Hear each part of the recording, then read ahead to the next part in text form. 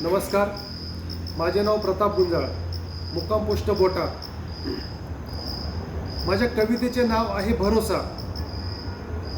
कारण 20वे शतक आणि 21वे शतक ह्या दोन्ही शतकातले एक आमची पिढी साक्षीदार आहे.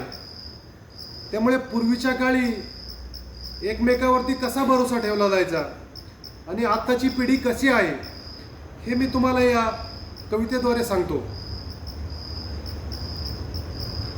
घरदार सोडून मोलमजुरीसाठी जीव रानावनात भटकत होता. घरदार सोडून मोलमजुरीसाठी जीव रानावनात भटकत होता. मी त्या जमान्यातून आलोय जिथे दारावर कुलूप नाही, भरोसा लटकत होता. शेजारणीकडं तानं ठेवून माय काट्याकुट्याला जायची. शेजारणीकडं तानं ठेवून माय काट्याकुट्याला जायची.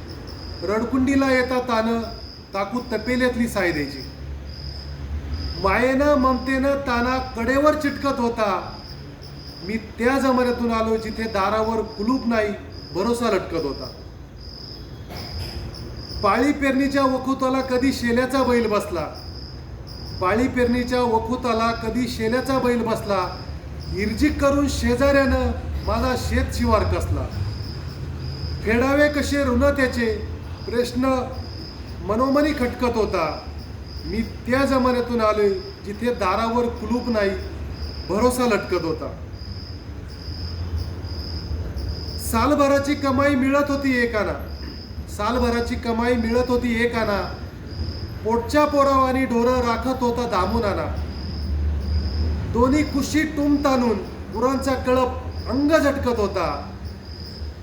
मी त्या जमान्यातून आलोय जिथे दारावर कुलूप नाही, भरोसा लटकत होता. आता भरवशाची माणसं नाहीत, नाही कोणाचा भरोसा. आता भरवशाची माणसं नाहीत, नाही कोणाचा भरोसा. दृष्टीआड होता माणूस, मागे करते उपसा.